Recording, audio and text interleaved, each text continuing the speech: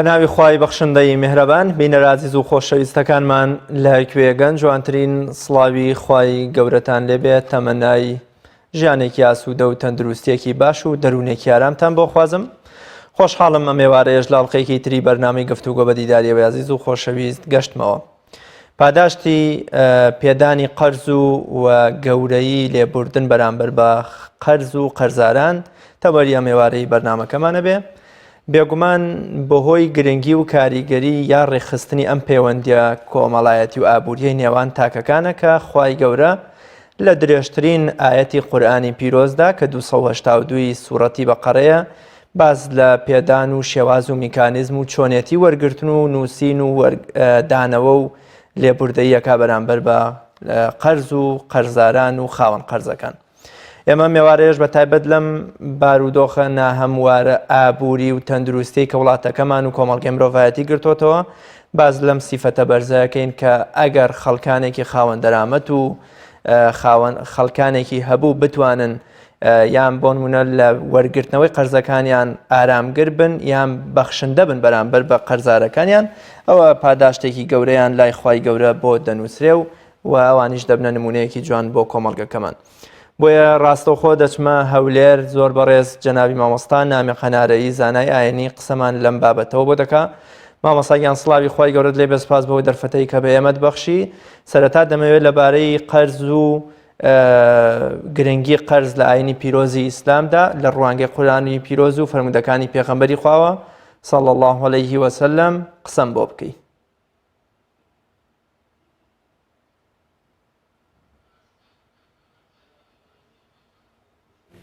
دیارە ئەگەر تەمەشا بکەین شەریعەتی خوای پەروەردیگار کە ئەو شەریعەتە پاک و بێگەرد و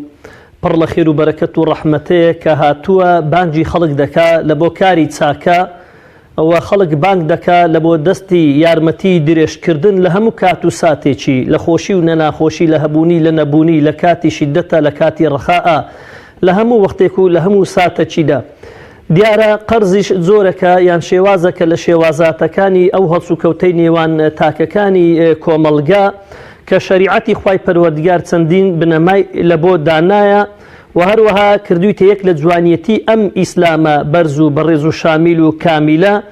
بۆ ئەوەی کە بەدەستهێنانی بەرژەوەندی تاکەکانی کۆمەڵگا و بەندەکانی خوای پەروەردیگار هی دنیا و هی قیامەتی کە تێدایە و بۆ داکۆچیکردن لە دروستکردنی کۆمەلگایەکی کەوا ئیسلامی و نمونەیی لە ڕووی دەستوەگرتن بە ڕۆشت و ئەخلاقی جوانەوە و دووربوون لە ئەنانیەت و خودپەرستی و خۆویستیەوە و هەروەها وەدەیە کۆمەلگایەکیش دروست بکاتن کەوا وا نەکاتن شعور نەکە بە خەڵکانێکی پێویست یاخود ئیحتیمام نەدا و گرنگی نەدا بە برایانی مسلمانی و لە زروف و لە حاڵی پێویستدا. بۆ ئەگە تەمەشا دەکەین کە خوای پەروەردگار ئاڕاستەمان دەکاتن و تەوجیهمان دەکا و فەرمانمان پێ دەکا کە دەفەرمێ وتعاونوا على البر والتقوى واتە ئەمرتان پێ دەکەم بە یارمەتی و تەعاونکردن بە چاکە و بە تەقواداری و لە خواناسی و نزیکبوونەوە لە خوای پەروەردیگار. و هەروەها گەر تەمەشا بکەین لە 5 سوورەت لە قورئاندا کە لە سوورەتی الحەدید 2 جار دووبارەی کردەوە وشەی قەرضی بەکارهێناوە. دیارەگە تەمەشا بکەین وشەی قەرض مەکانەت و پلەپایەکی گەلە گەورەی هەیە بەڵێ لێرە بە معنای سەدەقە دێ و عولەماش دەفەرمون کە وشەی قەرض لە ئەسلەکەی لە فعلە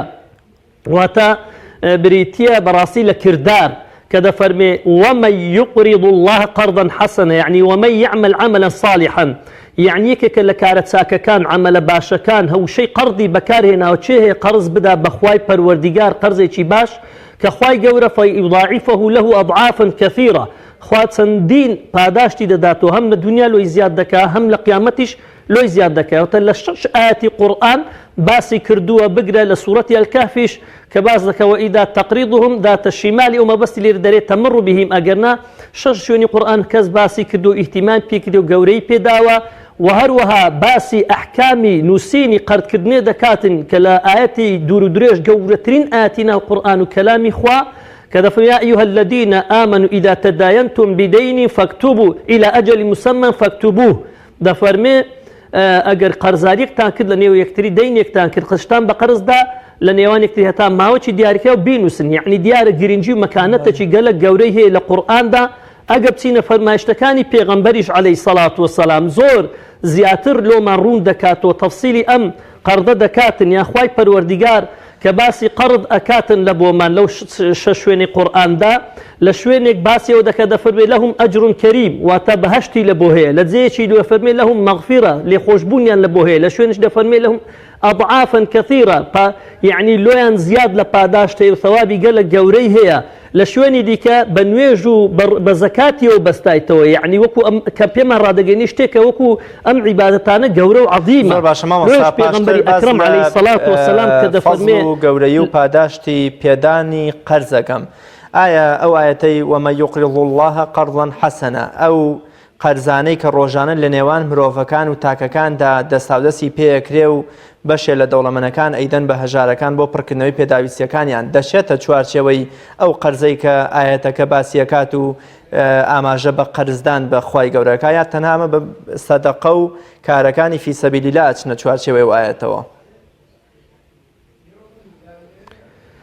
بێگومان دەچێتە ئەو بابەیەوە کە خوای پەروەردیگار کە باس دەکا مەندە الذی قرض الله قرضا حسنا فیضاعفه له أضعافا كثيرة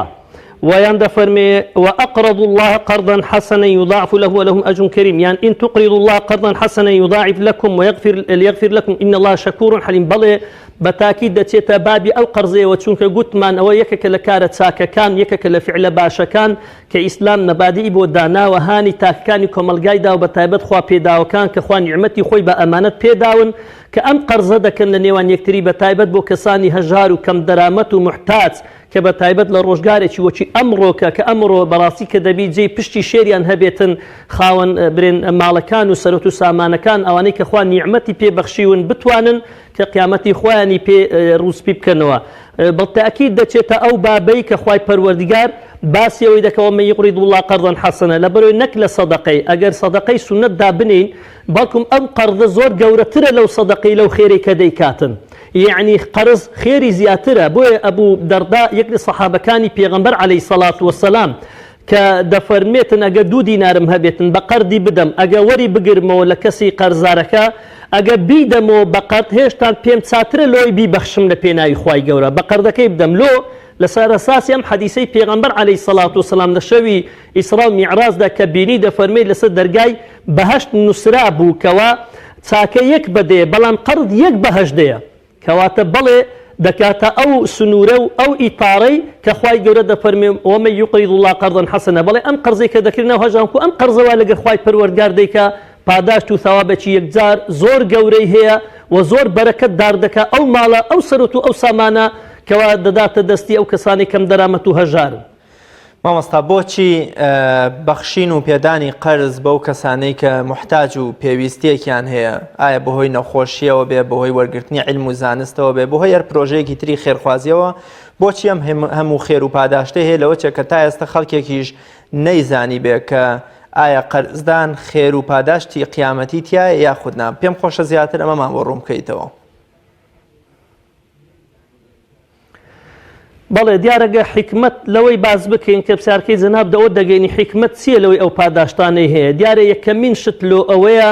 کەوا ببتە ڕەحم و بەزەییەک لە نێو خەڵکیدا و دووەمین شت لۆ ئەوەیە هەتاکو و کەم دەرامەتەکان و نەبووەکان و هەژارەکان جا دەرمانی پێ ناکڕێ خوێندنی پێ ناکرێ شتی پێ ناکرێ خواردنی پێ ناکرێ چارەسەری نەخۆشی پێ ناکرێ هەر شتێکی پێ ناکرێ بۆ ئەوەی هەتا ئەو کەسانە یەکسان بن لەگەر ئەو کەسانی کە هەبوون و کە حاجەتەکانیان دەفع دەکەن وەلۆ هەندێکەوە ئەجر و پاداش و ثەوابێکی زۆر وەربگرن بۆ هەندێک هەتا تەواسولی کۆمەڵایەتی ببێتن واتە تاکەکان بۆ هەندێشە هەتا فەقیرەکان ڕق و قینیان لە دەوڵەمەندەکان هەڵنەستێ لە باتی دوعان لێ بکە بەڵکم دوعان لێ بکاتن و لە بۆ زۆر کەشتی دیکە هەن لە شەریعەتی خوای پەروەردگار وەکو حیکمت کە باسی کردووە لادانی ئەو خەمەی کە لەسەر دڵیتیان لادانی ئەو خەفەتەی کە لە بەریتیان لۆ لادانی ئەو پێداویستەی کە لە سەریتیان لۆ لادانی ئەو ناخۆشی و ناڕحەت و ئەو کوڕەبە و ئەو هەموو ناڕحەتیانەی کە لەسەر فەقیر و هەژارەکاندا هەن بە تایبەت لە ڕۆژگاری ڕوبەڕووبوونەوەی ناخۆشی و ناڕحەتیەکان و بەڵاو موسیبەتەکاندا کە لەبەر ئەوەیە حکمت لە شەریعەتی خوای پەروەردگار قەرز هەندە گەورەی و هەندە پاداشت و ثەوابی داناوە زۆر باشە مامۆستا ئەگەر من بە پێدانی قەرز بە قوتابیەک لە دەرەوەی وڵات بخوێنێ سبەی دوو سبەی ببێتە پزیشکێکی بە ئەخلاق خەڵکێک لە مردن ڕزگار بکە یا پارە بدەم بە کەسێکە خێزانەکەی بۆی نەشتەرگەریەکەوە مناڵەکەی لە مردن ڕزگار بکە ئەم قەرز پێدانە دەچێتە ژێر سایەوایەتەی وەمەن ئەحیاها فەکەئەنەما ئەحیا الناس جەمیعا کە خوای گەورە دەفەرمێ ئەوی مرۆڤێ ببێتەوە کاری زیندوێتی مانەوەی مرۆڤێ وەکو وایە هەموو مرۆڤایەتی زیندوو کرد بێتەوە. بەڵێ بێگومان هەر قەرزێک کە بدرێتن بە هەر کەسێک لۆ پێداویستەکەی کە مەشروع بێ و شەرعی بێتن و پێویست بێتن کە جێبەجێ دەکا ئیش و کاروبارەکەی بەواسطەی ئەو قەرزە لە خێری ئەو کەسە بەشدار دەبێ ئەدال عەلە الخەیری کەفاعیلیه پێشی هەموو شتێک بەیانی ئەم کەسە دەبێتە دکتۆر دەبێتە میسانەن مامۆستایەکی قوتابخانە مامۆستایەکی زانکۆ دەبێتە مامۆستایەکی پەیمانگا دەبێتە مامۆستایەکی مزگەوت دەبێتە معاڵتوبیەک دەبێتە مهندیسێک کە خزمەتی هەر شوێنێک دەکاتن کە ئەو هۆکارە لە پاڵپشتیکردنی ئەم کەسە ئەوە یەکیان بەڵێ لە خێرەکەی بەردەوام بەشدارە و بەبێ لەوەی ئیوی بکەم ببێتەوە و دووەم بەڵێ هەر کەسێک کە قەرزێک بدا یان پارێک ببەخشێتن لە پێناوی ئەوەی نەخۆشێک لە مردن ڕزگار بکاتن یان تە هۆکاری ڕزگاربوونی کەسێک لە مردندا یانیش ناخۆشی و ناڕەحەتیەکدا شک و گومانی تێدانیە ئەوەندە کافیە کە خوای پەروەردگار کە دەفەرمێ والله شەکوور حەلیم یعنی خوا سوپاسگوزارە لە بۆ ئەو کەسەی بەڵێ دەبتە ئەو کەسە کە ئەو کەسەی ڕزگار کردبی من ئەحیا الناس کەئەنەما ئەحیا الناس جەمیعا. زۆر باشە مامۆستا کاتێکە خەڵکێکی هەژار ڕووەبەر دەوڵەمەند گەلێکی موسڵمانەوە دەنێ یا هەر دەوڵەمەند گەلێکی کۆمەڵگەکەی خۆی نایدەنێت دەست بە ڕوویەوە دەنێن لە کاتێکە هیچ کاتێکیش ئەزمون نەکراوە کە قەرز و قەرز کوێر بێ یا قەرزی ئەوانی دیکە بخوا ئەگەر ئەم مرۆڤە خوا نەخواستە تووشی ڕیبا و سوخۆری یا بە جۆرێک لە جۆرەکان تووشی یەئس و ناومێدی تووشی کێشەیەکی کۆمەڵایەتی گەورە بێت لە کۆمەڵگەدا تا چەند سەرمایەدار و دەوڵەمەندەکان گوناهبارە بن و خوای گەورە و پێغەمبەرەکەی صلی الله علیه وسلم لۆمەی ئەو کەسانەیەکەن کە توانای بەخشینی قەرز و قۆڵەیان هەیە بە دۆستانیان بە هاوڵاتیانیان بەڵام دەست نوقاون و ئامادەنین یارمەتی و کەلێنی ئەوان پڕ بکەنەوە. بەڵێ دیارە ئەگەر تەمەشا بکەین لە حکمی قەرزدان ئەسڵی حکومەکەی سونەتە مستەحەب بەخێرە لە بۆ ئەو کەسێک کە داواش دەکاتن مباحە و ڕێپێدراوە داوا بکاتن. دیارە کە پێغەمبەری خوش عەلەیهی سەڵات وسەلام کە هانی مسلمانان دەداتن لە بۆ قەرز پێدان و کەسانی ئەوانەی کە هەژارن فەقیرن بۆی حاجەتەکانیان جێبەجێ بکاتن لەبەر ئەوەیە کە میسانن ئەوانە ڕزگار ببن وەکو مرۆڤ لە خۆشی دابژین و هەروە مەحروم نەبن و هەر کەسێک کەوا لە دەرگای کەسێک بنێتن و بچێتە بەر دەرگای کەسێک کە پێویست بێتن چونکە لەگە ڕێز و احتراماتمان ئەوە شەیانی هەندە خەڵک وا ترساوە وەکو کوردەواری خۆمان دەڵێ هەتا پێی دەدەی هەردوو دەستت ماز دەکە هەتا لێی وەردەگریەوە هەردوو پێی ماز دەکەی یعنی سوبحانە کەمە دوای گەتوانین زیاتر ئیشارەسە پێ بکەین دەنا بەڵێ گوناحبار دەبێتن تاوانبار دەبێت کەسێک ئەو ماڵی کە پێدابی بە ئەمانەت لە کنی بێ کەسێکی پێویست بزانێتن ئەو پێویستەی لە کنەوی دەفع دەبێتن ئەو ناخۆشەی لەسەر لا دەچێتن بەڕاستی گوناحبار دەبێت بە ئەندازەی ئەوەی کە کەم تەرخەم دەبێت کە ئیهمال دەبێت لە بەسەرهاتنی موسیبەت و بەڵا بە کەسێکەوە لە ڕۆژگارێکی پێویست و هەروەها زۆر پێویست بوو بە پارەیەکی کەم یان بە پارەیەکی بۆ هەر کارەکی بیتن ئینسانەکەی کە خۆی میسانن لێ لا دەداتن و هەروەها احتیاجاتی ئەو خەڵکەی دەفع ناکە بەڕاستی ئەوانە گوناحبار دەبن و تاوانبار دەبن وەکوانەی کە خوای گەورە باسییان دەکات لە مەدحی ئەوانەی والذین هم في أموالهم حق معلوم للسائل والمحروم یان ئەوانەی کە ويمنعون الماعون بەڕاستی لەلایەک پاداشتی و کەسانەیە کە خەڵکێک مەحرومە پێیان دەدا و ئاخیری فەرمی ئولایکە فی جەناتی مکرەمون لەلایەکی دیکەش خوا جەهەنەم بۆ ئەو کەسانە دادەنێ کە ويمنعون الماعون دەکەن کە مەنعی حاجە دەکەن ئەمەش حاجەتێکە لە حاجەتەکان کە یەقینت هەبوو تەئکید بوو لێی دەبێ بەڕاستی دەستی یارمەتی بۆ درێژ بکەیەوە ئیسلامەتی و مسلمانەتی لەوەیدا ئینسان بە دەردەکەوێتن. زۆر باشە بەڵێ بینەرانی عزیز و خۆشەویست لە ڕێ ئەو ژمارە تەلەفۆنانەی کە لەسەر شاشەی کەناڵی پەیام دەرەکەون ئێوەی عزیز و خۆشەویستیش دەتوانن هەر پێشنیار و پرسیارێکتانە بێ ئاراستەی جەنابی مامۆستا نامیق هەنارەیی بکەن بە تایبەت ئەگەر بکرێت لە بواری قەرز و مامەڵەکردنی قەرز و ئەو ڕێکار و میکانیزمانە بێ کە ئاینی پیرۆزی ئیسلام بە تایبەت لە پێدان و وەرگرتنەوە و چۆنێتی خەرجکردنی قەرزدا یان بۆونە بۆ چه هۆکارێک قەرزەکرێ پرسیارەکانتان ئاراستە بکەن. زۆر باش مامۆستاگیان لە سەردەمی ئیمامی عومەر ڕەزا و ڕەحمەتی خوای لێبێ دەبینێ یەکێک لە خێزانەکانی پێغەمبەری خوا صلی الله علیه وسلم دوایەوەی کە موچەیەکی لە بەیتولماڵی موسڵمانان بۆ بڕاوەتەوە بەڵام زۆر جار خەریکی قەرزکردن و دانەوەی قەرزەکە ئیمامی عومەر پێی وایە ئەمە کەم و کورتیەک لە ژیانیا هەیە بەوەی کە ئەم موچەیە بەشی نەکە بۆیە کە لێی دەپرسێ دەفەرمێ نەخێر من لە پێغەمبەری خوام صلی الله علیه وسلم بیستووە کە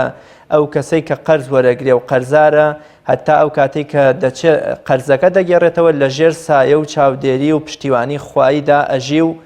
خوای گەورە ئاگای لێتی منیش ئەمەوێ هەمیشە خوای گەورە سایە و چاودێری و بەزەیی خۆی بەسەرما هەبێ بۆیە منیش قەرزەکەم پێم خۆشە لەم بارەیەوە قسەمان بۆ بکەی قەرزار تا چەند خوای گەورە ئاگایەتی لەوەی کە قەرزەکانی بۆ دەفعەکە و یارمەتی دەریشێ ئەبێت لەوەی کە قەرزەکانی بۆ ئاسان بکات. بەڵێ دیارە وەڵامی ئەو پرسیارەی بە فەرمودەش پێغەمبەری خوا عەلەیهی سەڵات وسەلام دەینەوە کە دەفەرمێ من أخذ أموال الناس يريد أداءها أدى الله عنه ومن أخذها يريد إتلافها أتلفه الله هەر کەسێک ماڵی لە خەڵک وەربگرێ بن قەرزی بکاتن ئەگەر لەگەر قەرزەکەی نیەتی دانەوەی هەبێتن خوای پەروەردگار وەکو دەبێتە کەفالت و کەفیل لە بۆی ئەم قەرزەی بۆ بداتەوە یارمەتی ئەداتن کە ئەم قەرزەی لەسەر نابچێ و لۆی بداتەوە هەتا زانیان دەفەرن ئەگەر مردیش خوای گەورە دەکات لە ڕۆژی قیامەتێ ئەم قەرزەی لەسەر ناداتەوە بە ڕازیکردنی خاوەن قەرزەکەی و کەسێکیش ئەگەر پارەی خەڵک وەربگرێ بە قەرز و نیەتی نەدانەوەی بێخوا هەر هەمووی ئیتلاف دەکاتن واتە تووشی هەلاکەتی زیاتر و زۆرتری دەکاتن ئەمە یەک لە ئەوەکان کە ئەوەی مەبەستە لە قەرزدانەوەی نیەت هەبێتن لۆ دانەوەی قەرزەکە یەقینی هەبێ خوای پەروەردگار یارمەتی دەداتن و قەرزەکەی لەسەر دەفعەکەی بۆ لەسەرلادانی قەرزەکەی. کۆمەڵێ لە پەیوەندی هاوڵاتیان و خۆشەویستانمان وەرەگرین پاشتر من پرسیارەکانیان لای خۆم دەنووسم و دواتر ئاراستەی جەنابەتیەکەم باوکی ئەنەسمان لەگەڵە لە سلێمانی باوکی ئەنەس سڵاوی خوات لێبێ بفەرموو چە پرسیار و سەرنجێکە دەیە.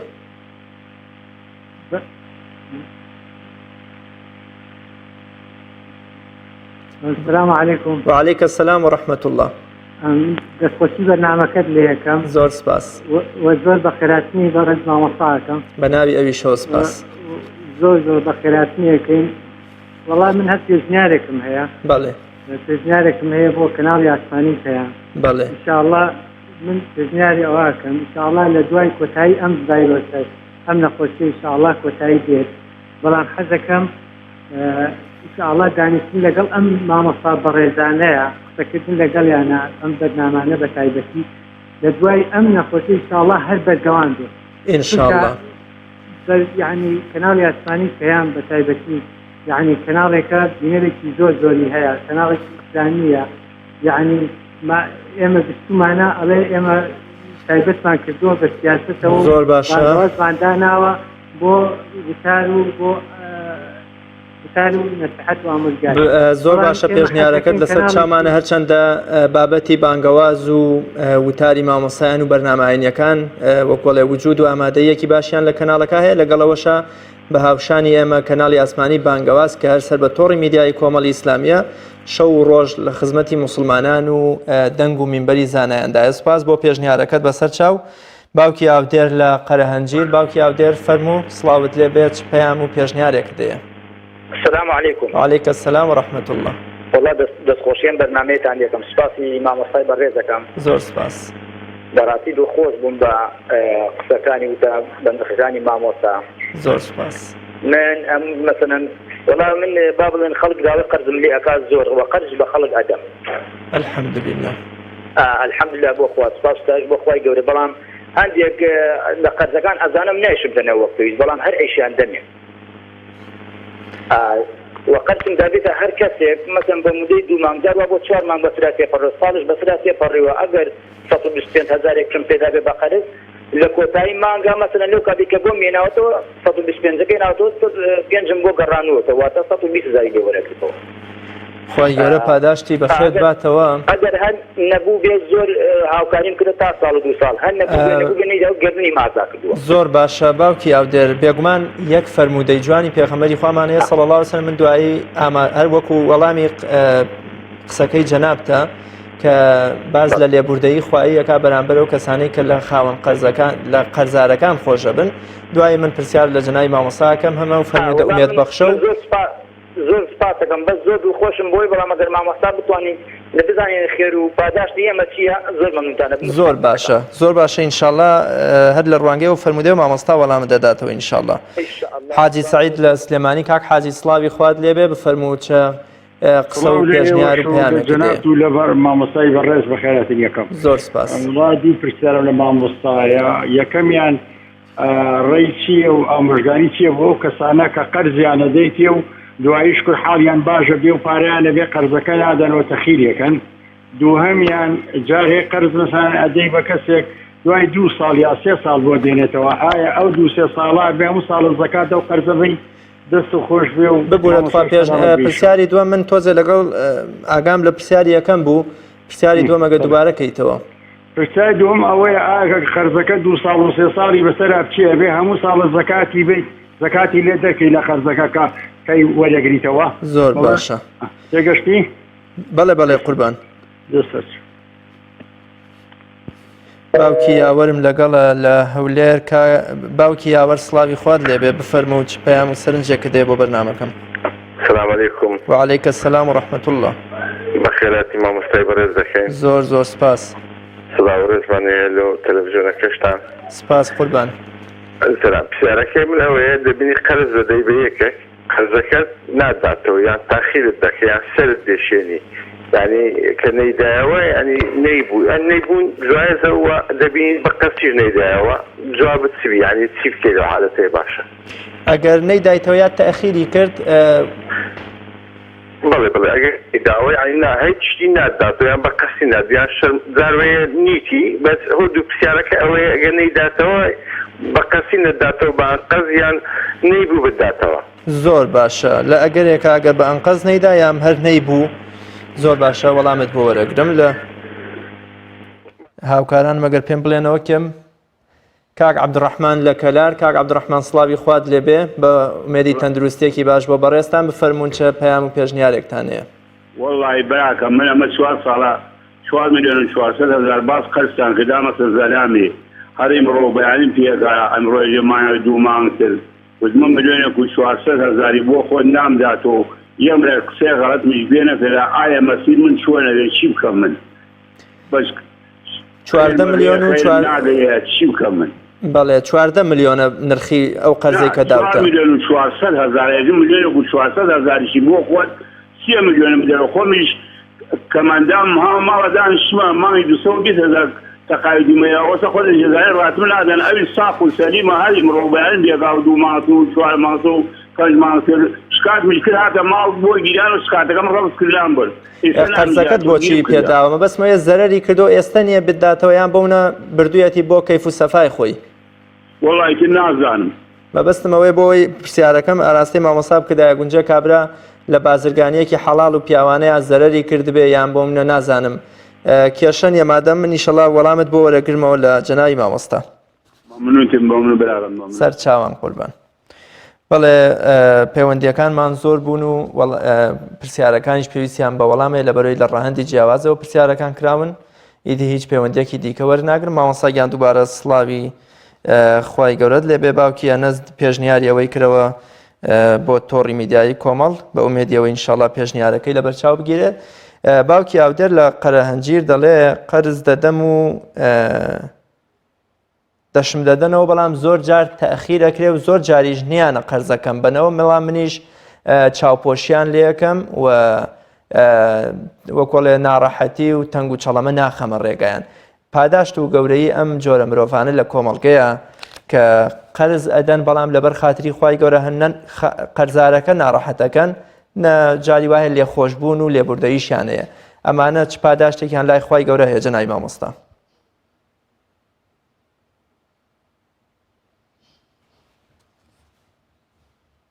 ئەو کەسانەی کە پاریان قەرز کردووە ئەگەر هەیان بی نەیدەنەوە هیچ فەرقی نییە لەگەر زاڵمێکی کە زوڵم دەکاتن چ دەسەڵاتدار بێ و چ بێ دەسەڵات بێ کە وەکو پێغەمبەر صلی الله علیه و سلم دەفەرمێ مەطل الغەنی ظلم واتە کەسێک هەی بێ قەرزی کە کردووە بیداتەوە نەیداتەوە بە ئەنقەست ئەوە بەڕاستی ظولمە، یعنی زوڵمە، ئەمە گوناحی ئەو کەسە. بەڵام پاداشتی ئەو کەسەی کەوا قەرزی داوەتە مسلمانان، بەڵام کەسەکە پێی نادرێتەوە، کەسێکی معسیرە، صاحبی حاجزێ و فەقیرە و هەژار و پێی نادێتەوە. من دوو بەشارەتی گەورەی پێغەمبەری خوا عەلەیهی سەڵات وسەلام دەدەمە خاوەن ئەو قەرزانە کە چاوپۆشی دەکەن لەوانەی کە نیتیان بدەنەوە، نەک ئەوەی بەعەمدەن کە نایداتەوە هەیتی، ئەوە یەکیان. وە دووش یاخود هەندێکی خۆش دەبن لە قەرزەکانیان لەو کەسانی کە قەرزیان پێداوە ئەوەندەی بەتوانای خۆیان، کە بەشارەتەکەشیان وڵی سێ بەشارەتە. یەکیان پێغەمبەر صلی الله علیه وسلم دەفەرمێ من يسر على معسر يسر الله عليه في الدنيا والآخرة. یەکەم بەشارەت و مژدەی ڕەسوڵ الله صلی الله علیه وسلم بۆ ئەو بەڕێزانە کەوا چاپۆشی دەکەن لەو کەسانەی کە پاریان لایە میسالەن یان لێیان خۆش دەبن، دەفەرمێ هەر کەسێک ئاسانکاری بکە بە لێخۆشبوون بێ یان بە تاخیر و یان بە چاو لێ داپۆشین بێ تا مودەیەکی زیاتر و زۆتر و تا ئەو کاتەی دەیبێ. دەفەرمێ پێغەمبەر صلی الله علیه وسلم خوای گەورە هەرچی ناخۆشی و ناڕەحەتی و کاری قورسە لە دنیا لە قیامەت لەسەری لادا. ئەمە یەک. و دووەمین شت پێغەمبەری خوا عەلەیهی سەڵات وەسەلام دەفەرمێتن کەسێک هەبوو کاتی خۆی کەسێکی هەبوو لەسەر بازرگانیەکەی دای نابوو، قەڵەم کاغەزی هەبوو، خەڵک شتی دەبرد، فەقیر بە قەر دەیبرد. هەموو جارێ دەیفەرموو کاکەگە ئەوەی وەختی هاتێ لێی وەگرە، ئەوەی نیتیشی لێی خۆش بە. دەفەرمێ گەیشتە لیقای خوای پەروەردگار، فەرمووی چت کردێ لە عەمەلی چاکە و ساڵحتی؟ وەڵا یا رب العالمین ئەوەی هەیتم بەس ئەوەی دەنا چیت کەم نییە. دەفەرمێ فەغەفەر الله له، خوا لێی خۆش بوو بە بەرامبەر ئەو لێ خۆش بووە، چونکە لێ خۆش بوو سیفەتی خوایە، ناکرێت کەسێک لە کەسێک خۆش بێ خوا لەو کەسە خۆش نەبێتن. ئەمە دوو. مژدەی سێمی پێغەمبەری خوا عەلەیهی سەڵات وسەلام کە بوو قەتادەی ئەنساری ڕەزا و ڕەحمەتی خوای لێبی دەجێرتەوە، دەفەرمێ پارەم لەکن کەسەکی بوو قەرزار بوو، مەوعیدی هاتبوو، دەچوون بەوێن دەرێدا دیار بوو لە منداڵەکەم پرسی ئەرێ فلانەکە س دەکاوتی؟ وەڵی لە ژۆری واشتۆکەکی دەخواتن. فەقیرەی ئێتە دیار بگوتیت بانجی ناکەی، بانجی دەکا. ئەو کەسە فەقیر بووە کە قەرزی میسان لە ئەبوو قەتادەی کردووە، پێی دەفەرمێ دەڵێ و بۆ خۆت لە من بزر کردووە؟ دەرێ وەڵی بیللاهی ئینی معسیڕ ما عندي لەبەرم کەسێکم والله نەبوونم لەبەر ئەوەی شەرم ئەکەم خۆت پێ نیشاندەم کە پارەکەت بدەم و پێم نییە، پێم نادرێتەوە ئەو دەمەی. دەفەرمێ فەبەکە سوبحانە سەحابەی پێغەمبەر ئەلەو مەدرسە جوانەی پێغەمبەر عەلەیهی سەڵات وسەلام پەروەردە بوون کە فەرمووی گریا ئەو سەحابەیە کە جێی لەو کەسە بوتی لەبەر ئەوە، فەرمی والله جێم لە پێغەمبەری بوو عەلەیهی سەڵات وسەلام کە نەسی حەدیسەکەی ئاوایە دەفەرمێ من نفس عن غريمه أو محى عنه كان في ظل العرش يوم القيامة. هەر کەسە کەوا چاوپۆشی بکاتن کە خاوەن قەرزەکەی کە ئەوەی قەرزارەکەیتی و هەروایان لێی خۆش بێ هەندێکی لێی، دەفەرمێ ئیلا لە ڕۆژی قیامەتی خوای پەروەردگار لە ژێر سێبەری عەرشی خۆی ڕای دەگرێتن. دەی ئەو بەشارەتە گەورە جوانە، ئەو مهمە، خوا کارت ئاسام کە قورسایی ناڕەحەتی دەسە لابدا لە دنیا قیامەت، خوا لێت خۆش ببێ لە ژێر عەرشی خۆ و سێبەری عەرشی خۆت ڕابگرێ. دەی وەڵی ئەو پاداشتی ئەو بەڕێزانەیە کە پاریان لای خەڵکە و کە نیتیان بیدەن و چاپۆشیان لێ دەکەن یان لێیان خۆش دەبی یان مدەیەکی زۆر چاوەڕوان دەکەن تا ئەو کاتەی پێیان دەدرێتەوە. ئەوە بەڕاستی پاداشتی ئەو کەسان بەڵێ کۆمەڵێ مژدە و ئومێدبەخشی زۆری تیابوونەوە سێ فەرمودەی دەست خۆش مامۆستاگیان حاجی سەعید پرسیاری ئەوەی کرد لە پرسیاری یەکەمە لە سلێمانی، ئەوانەی کە حاڵیان باشە و نایدەنەوە جەنابەت ئاماژەت بەوە کرد کە ئەوانە زوڵم ئەکەن وەکو زاڵمێکی قۆڕخکاروان لە دنیا و لە قیامەتیشە حەقی خەڵکیان لایە. بەڵام پرسیاری دووەمی ئایا دوایەوەی کە قەرزەکە لای مرۆڤێکە 2 ساڵ و 2 ساڵی بەسەردا دێ واتە بڕەکەی ئەوەندە هەیە زەکاتی لێ ئەدرێ ئەو قەرزەی ئەگەر من دەفتەرێ دۆلارم لای مرۆڤێکی دیکە بێ لای ناسراوێکم بێ ئەو دەفتەرە دۆلاری کە لای ئەوە و ساڵی و 2 ساڵی بەسەردا دێتەوە ئەمە زەکاتی لێ دەرەچێ؟ خۆی زانایان فەرموویتیان ئەو قەرزەی کە ئومێدی وەرگرتنەوەی هەبێتن زەکاتی لێ دەداتن، ئەگەر ئومێدی وەرگرتنەوەشی نەبوو کەی وەریگرتەوە یەکجاری لێ دەدا. کەواتە مامۆستایانی ئەگەر ئومێدی وەرگرتنەوەی هەبوو هەموو ساڵێک دەبێت زەکاتی لێ دەربکرێ؟ بەڵێ. زۆر باشە. باوکی لە هەولێرەوە بە ڕێزێکی تر دەڵێ زۆر جار پارەکە ناداتەوە یان بۆونە تەئخیریەکە بوونی موعید و نووسین و دانانی کاتێک لە وەرگرتن و پێدانی قەرزە کە ئاەتەکەش زۆر بە جوانی ئاماژەی پێدەکات دەبێت کاتبێگە بێ بنووسرێ و موعیدێکی بۆ دابنرێ. تەئخیرکردنی قەرز بۆ هۆی نەبوونیەوە لەوەری کە تۆ زۆرجان تاریخەکە نووسراوە کە لەو مێژووا بێ بدرێتەوە. تا چەند تەخیرکردن و نەدانەوەی قەرز ئەوە کە جەناب داماژەت پێکرد بەڵام تەخیرکردنی لە وادەی کە دیاری کراوە گوناهبارە بێ کەسێک کە نەیبێت و نەیداتەوە. طبعا ئەو کەسەی کە وەقتی دادێتن مەفروض وە پێش ئەوەی وەقتەکەی دابێ مەوعیدەکەی دابێت کە دەزانی هیچی بۆ ناکرێ ولا هیچ شوێنێک بۆی قەرز ناکرێ بیداتەوە وا باشە خۆی بە صاحب قەرزەکە نیشان بدا و داوای لێبوردنی لێ بکا و پێی بڵێ چ فەرمان دەکەی و چ ئەمر دەکەی ئەگە پێت خۆشە ئەوە مۆڵەتەکەم بۆ درێژ دەکەیەوە تا پێم دەدرێتەوە ئەگەر نادەچم لە شوێنەشتی قەرز دەکەم لە بۆ دەینمەوە دەبێ ڕزامەندی ئەو وەربگرێتن ئەمە یەک دوو ئەگەر عەمدەن نەیداوە خۆی لە بڵێن ئەوەی ئیهمالیدا ئەوە بەڕاستی گونەحبار دەبێتن چونکە هەتا پێغەمبەری ئەکرەم عەلەیهی سەڵات وسەلام ئەوتە لە ئەبوو ڕەبیعەی مەخزومی کە پارەی وەرگرتووە قەردی کردووە وەقتی هاتووە پێی داوەتەوە ئینسانی موسڵمان دەیت چاو لە پێغەمبەرەکەی بکە عەلەیهی سەڵات وسەلام کە پێشی داوەتەوە زۆر سوپاسی کردووە و دوعای بەخێریشی بۆ صاحب ماڵەکەی کردووە فەرموویتی بارك الله في أهلك ومالك دەک خوا بەرەکەت بێختە ماڵ و منداڵ و سەروەت و سامانت إنما جزاء السلف الوفاء والحمد بەڵکم پاداشتی ئەو کەسانی کە قەرزیان لێ وەردەگیرێ بریتێلەوەی بۆ وەفابی زوو لە وەختی خۆیدا بیدەیەوە و هەروە سوپاس و ستایشێکی بدەیت بۆ ئەوەی ببتە تەشجیعێک زیاتر قەرز بە خەڵک بدا ئەگەر عەمدەنیش بێەوە گونەحبار دەبێ و تاوانباریش دەبێت کە لە کاتی خۆیدا نەیدا هەر هیچ نەبێ خۆی پێ نیشان بدە و داوای درێژکردنەوەی مۆڵەتەکەی بدا و ئەویش ئەگەر زانی کەوا نەبوونە و پێویستی پێ نییە و محتاج نییە لەسەری درێژ بکاتەوە ئەوە هەم ئەو گونەحی ناگەتێ و هەم ئەمیش خێری دەگاتێ. زۆر باشە کۆتا پەیوەندی کاک عەبدوڕەحمان بوو لە کەلار ئاماژەی بەوە کرد کە 14 ملیۆن و 400 هەزار واتە بە نزیکەی 14 ملیۆن و نیوی داوە بە کەسێک تەنانەت وتێتی ملیۆن و نیوەکەشی گردنە دازابێ بەڵام 13 ملیۆنەکەم بۆ بگێڕەوە بەڵام هەر دوای شکاتکردن و تکاوڕجایەکی زۆریش هەر دەسی پێکاو نایداتەوە. بەڵام من لە کاک عەبدوڕەحمانم پرسی کە ئایا قەرزەکەی بۆچی پێداوە زەرەری کردووە و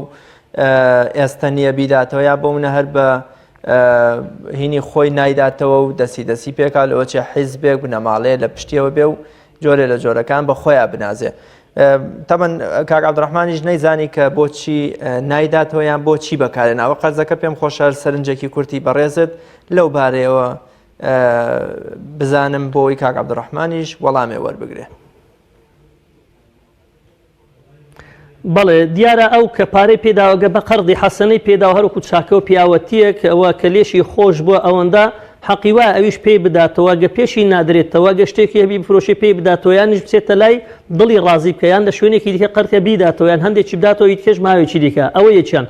دوو ئەگە بە بازرگانیشی پێداوە ئەگەر میسان کە زەرەر و زیانی کردێ بە پێی ئەو شەراکەتەی کردیتیان ئەوە پێویستە پارەکەی بداتەوە زەرەرەکەشی تێدا بەشدار بێتن ئەوەندەی کە بە پێی معاملەکە. سێ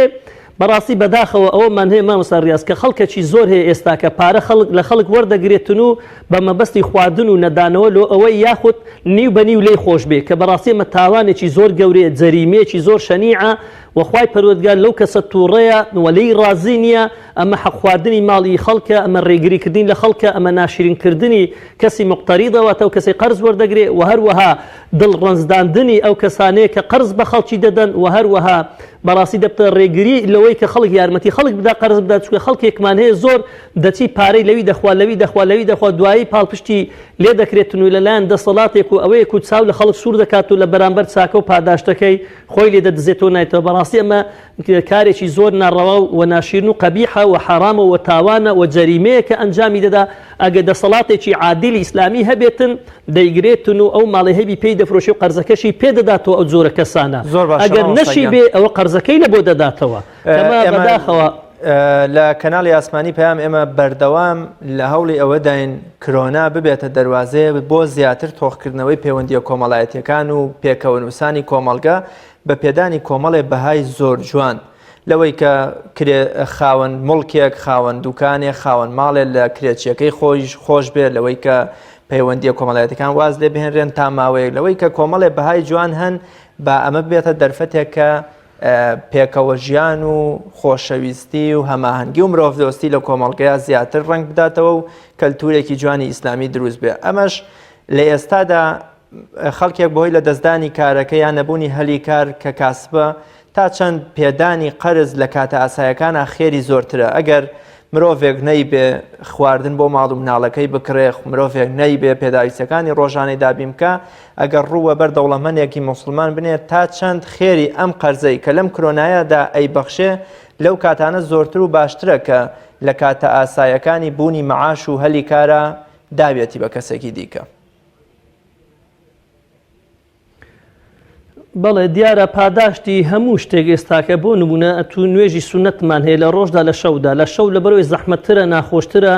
خەو لە خۆی حرام دەکا، عیباتی شەو گەورەترە لە عیباتی ڕۆژی بە تایبەت سونەتەکان وەکو شەو نوێژ بۆ نمونە. خێر و سەدەقەکردنیش و یارمەتیدانی فەقیر و هەژارانیش لەو سەردەمە و لەو پەتایە ناڕەحەتەی کە هاتۆ خوا دەفعی کا لەسەر هەموو لایەکمان لابدا و هەموو مسلمانان مەحفوظ و مەستور بکە. بەڕاستی حەقوایە من ئەوەلەن ڕوو لە خەڵکانی دەسەڵاتدار دەکەم، حکومڕانانی هەرێمی کوردستان دەکەم، چکمە لە وڵاتەی دەژین. پێویستە بە سەراحەت یعنی بێنەوە هۆشە خۆیان و چونکە هیچ کەسێک نێ لەو بەرپرسانێک کە حکومڕانن لە وڵاتی ئێمەدا کە دنیایەک ملیۆن دۆلاریان نەبێتن و کە هەمووشیان بە خاک و بە ژیان و بە خوێن و بە بەرچی ئەم میلەتە و بە خواردەمەنی و خواردن و تیجارەت بەو میلەتەی پەیدایان کردووە. ئەمە پێیان دەڵێن یەکەمین شت کە ئەو پارانەی هەیتیان لەو ڕۆژە تەنگەتانی بابێنێ بۆ ئەوەی خوای گەورە وڵاتەکەی پارێزراوکە لۆی لە شکست بیان پارێزی لۆ ئەوەی لە ڕۆژی قیامەتی لە ڕیسوایی قوتاریان بێ و ڕزگاریان ببێ. آخر حیف و مخابینە ئەگە تەمەشای پێغەمبەر بکەی عەلەیهی سەڵات وەسەلام کە قیادەی میلەتی کردووە، قیادەی میلەت ئاوا دەکرێ، وەرە تەمەشاکە پێغەمبەری خوا عەلەیهی سەڵات وەسەلام ئەو پەڕی دڵسۆزی و ئەو پەڕی خەمخۆری و ئەم پەڕی يعني براسي مش خوري خالشي بوتسي فرمو أنا أولى بكل مؤمن من نفسه فمن ترك دينا فعلي قضاؤه ومن ترك مالا فلورثته. دا فرمي پیغمبر صلی امن لپیشترم لبو ایمانداران لنفسی خویان، امن لپیشترم لایمانداران لنفسی خویان. جب دنا فرمي پیغمبر صلی زول که گرینگا. دا فرمي فمن ترك دينا هر کسک مرد بلام قرضه چی لپاشی بدزما هیچ میراتەشی نەبوو قەرزەکەی لێ بداتەوە، دەفەرمێ فعەلەیە قەضاؤه. ئەوە کەنجینێ کاتێک کە ئیسلام بەیتولمال دەورەمەند بوو، پێغەمبەر صلی الله علیه و سلم وەکو قائید وەکو سەرۆکی وڵات فەرمووی لەسرە منە قەرزەکەی بدەمەوە، فەرمووی ئەو ضەیعەتەن لە یان ئەگە منداڵەکی لە پاش بەجێمایە، عائیلەکی لە پاش بەجێمایە، یەتیمەکی لە پاش بەجێما لەسرە منە کەفالەتیان بکەم و بەخێویان بکەم و کەوا لێ نەگەڕم پێداویست بوون و کەم دەرامەت و هەژار دەربچن. دەفەرمێ ئەگەر هاتوو ئەو مسلمان و ئیماندارش سەرۆت و سامانی بەجێهێشت فەلیوەرەثەتیه لۆ میراتگرەکانیتی نەک لە بۆ منە. بەڕاستی ئێمە هەموو شتمان بۆ تەهی دەسەڵاتدارەکان کە بەداخەوە حەقوا ئەوڕۆ ئەو پارەی کە بردرایە، ئەو پارەی کە خەزم کرایە، ئەو پارەی کە دنیایەکیان هەیە بیدەنەوە بەو خەڵکەی، بیدەنەوە بەو خەڵکەی لۆ ئەوەی کە ئەم خەڵکە چیدی کە قوربەسەر و ناڕەحەت نەبێتن، بەڕاستی گونەحباری هەرە گەورە دەبن، بەڕاستی یعنی وەکو تامبارێکی زۆر گەورە لە ڕۆژی قیامەتی ڕادەگیرن، عەزابێکی زۆر قورسیان دەدرێ. بەڕاستی با چاو لە پێغەمبەر بکەن ساسم قیاداتی پێغەمبەری عەلەیهی ساسم ئاوا بووە لەگەڵ میلەتەکە و لەگە ئومەتەکەی، خەمی خەڵکی نەدار و هەژار بووە کە قەرزەکەی لەسەر بێ بیداتەوە. ئەمە بەڕاستی دەسەڵاتداران یەک و لە خەڵکی خۆش بێتن، بە تایبەت من ناڵێم لەو خاوەن کۆمپانیایانی کە بەخۆیان شەراکەتیان لەگەڵیدا هەیە کە دنیا ملیۆن دۆلار قەردارن هەتا سەیچیان نێسە، بەڵام لەسەر فەقیر و ڕەش و ڕوتەکی دنیایەک زەریبە و باج و قەرزیان بەسەرداناوە، هەر زەختیان لێ دەکەن بە ئەنواع ئەشکالی. ئەمە دوو سێش ئەوانەی کە بەڕاستی دەوڵەمەندەکان، ئەوانەی لەژێر تەبەقەی دەوڵەمەندیشن وەکو تەبیعەت و گوشتی ئەوەی سروشتی خەڵکی کڕین و فرۆشتن و بازرگانە گزەکانیش کە قەرزی هەیە، بەڕاستی لەو ڕۆژە ناڕەحەت و ناخۆشەدا ئەگەر پێی بدەی، ئەگەر چاوپۆشی لێ بکەی، ئەگەر لێی بخۆش ببی، ئەتوو کەسەکی لەو کەسانەی کە نزیکەکانی خوای کە ئەهلی ئیمان بی، کە ئەهلی ئیسلام بی، کە مسلمان بی، کە نوێژکەر بی، ئەتوو کەسەکی لەوانەی کە خوای گەورە نەجاتت دەدا لە ناخۆشی و ناڕەحەتی دنیا و قیامەت لەژێر سێبەری عەرشی خوا دەبی. ئەو پاداشتی ئەو کەسانە دەبی لەو سەردەمەیدا کەوا بەهانای خەڵکی هەژار و فەقیر و کەم دەرامەتەوە دێن. زۆر باش مامۆستا، هەر دوێنێ بە عەمەلی یەکێ لە گەنجەکانی شاری سلێمانی ئاماژە بەوەکە کە ڕۆشتووە قەرزی کردووە تا خێزان و عایلەیەک لە فەقیری و برسێتی ئەم پەتای کۆرۆنایە بپارێزێ. ئەم جۆرە قەرزە کە کاتێک کابرا بۆ حەز و چێژ و بەرژەوەندی و پێداویستەکانی خۆی نەبێ چ پێگە و قیمەتێکی لە ئیسلامی پیرۆزدا هەیە، کاتێک کە زانیوێتی خزمێکی یا دراوسەیەکی لە شوێنێکی دیکە محتاج و برسی و محتاجن، ڕۆشتوە قەرزی لە کەسێکی دیکە کردو خۆی نەیبووە 200,000 بۆ قەرز کردوون و بردوویەتی بۆیان. وڵا پاداشتی ئەو کەسانە کە دیارە وەکووە وایە کە ئەو پارەی هەردابی تێو لێی وەرنەگرێتەوە. جا بزانە ئەمە یەک لە خێرە گەورەکانی. دووەم وەکو ئەوەی وایە کە کەسێک لە ناخۆشی و ناڕەحەتیەک و دڵتەنجی و غەمبارێکیدا ئەوەندەی دڵ خۆش دەکاتن کە دەبتە مای لێخۆشببوونی خوای پەروەردگار لەو کەسەی کە دەبتە مای بەرەکەت بکەوتە ناو ماڵی سەروەت و سامانی ناڕەحەتی لە سەلاچوونی ببتە دەفعی بەڵاو مصیبەت بەسەر خۆی بەسەر ئەو کۆڕۆنایی کە بەسەرماندا هاتووە چوە الصەدەقەت تەدفع البەلا ئەمە کارەشی چاکە خەیرە دەبتە مای ئەوەی خوا بەڵای لەسەر ئێمە لابدا کە بەتایبەت میلەتی کورد مەشهورە بەکاری چاک بەکاری خەیر بەدەست بارگرتن بە یارمەتی دانی خەڵک بەدەست درێژیکردن لە بۆ کاری چاکە و خەیری و بەهاناوە هاتنی مسلمانان و ئیمانداران بەڕاستی خێرەشی زۆر گەورەیە و زۆر عەظیمە کە ئەوەندە کافی بی بکەوتە ژێر سێبەری عەرشی خوا خدا لی خۆش بی کە بەهەشتی پێ بدا کە ماڵەکەی بەرەکەتدار بکە کە ماڵ و منداڵی پارێزراو بکە کە ببتە دەفعی بەڵاو مصیبەت بەسە وڵات و بەسەر کەسابەتەکەی و بەسەر لە دەستچوونی سەروەت و سامانەکەی هەتا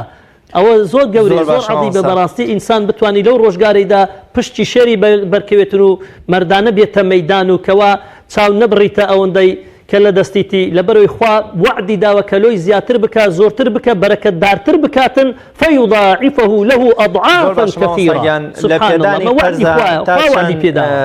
لە پێدانی قەرزا تا چەند پێویستە شکۆ و حرمەت و کەرامەتی ئەم مرۆڤە بپارێزین و لەکەداری نەکەین لە هەموو مەجلیسەکە هەڵ نەدەینەوە 2 ملیۆنم لای فلانە کەسە و ئەوە من نەبوو مایە قەرزم پێ بنەدایە سەیارە و خانووی نەبوو ئەم شتانە و ئەدەبی وەرگرتنەوەکەشیەوە تا جوولەکەیەک دێ قەرز لە پێغەمبەری خوا وەرەگرێتەوە صلی الله علیه و سلم ئەوەندە تند یەخی عەباکەیەک تا ملی مبارەکی بریندارەکە بەڵام هەر بە نەرمونیانی بە ئیمامی عومەرە فەرمێ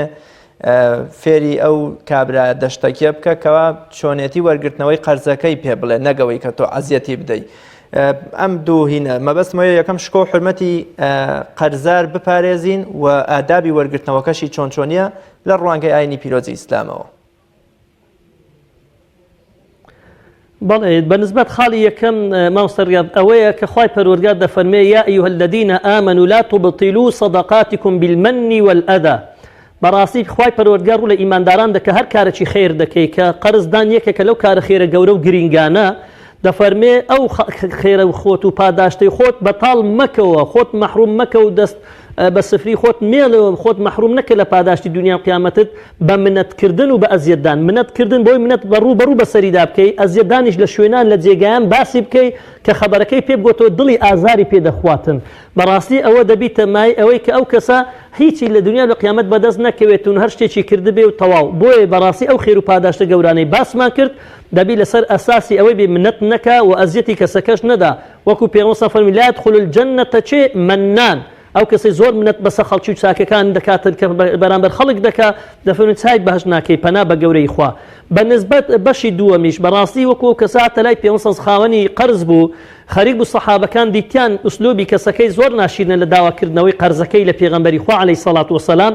ویستیان ئەزیەتی بدەن پێغەمبەر فەرمی لێیگەڕن ئین لصاحب الحق مقالا لێیگەڕن صاحبی حەقە بەڵێ تو صاحبی حەقی بەڵام فێری بکەن پێی بڵێن کە داوای وەرگرتنەوەی حەقێکی دەکەی بە جوانی داوا بکە و ئەمریش بکەن بەو کەسێک کە حەقی لەلایە بە جوانی ئەدای بکە یعنی هەم بە جوانی داوا بکرێ هەم بە جوانیش بدرێتەوە وەکو پێغەمبەری خوا عەلەیهی سەڵات وسەلام فەرمووی ئینەما جەزاء السەلەف الوەفاء والحەمد کە ئەوەیە ئینسانی مسلمان لە کاتی قەرز و قەرزداریدا لەگەڵ یەک تەعامل بکاتن کاتمان زۆر بەکەمی ماوە لە یەک خولەکدا پێم خۆشە وەڵامی ئەم پرسیارم بیتەوە قەرز بۆچی ئەکرێ ژنی وا هەیە سەرکاتە کەوڵی مێردەکەیەوە قەنەفەم دەوێ و قاپ و قاچاقمەوێ و کەوانتەر و جلوبەرگ و کۆمەڵێشتی دیکە یان زۆر جار کابرا هەر شتێکی هەیە و بەڵامەچێ قەرزی بۆ کای گۆڕێ بە شتێکی نوێتر ئایا سیارەیە خانووە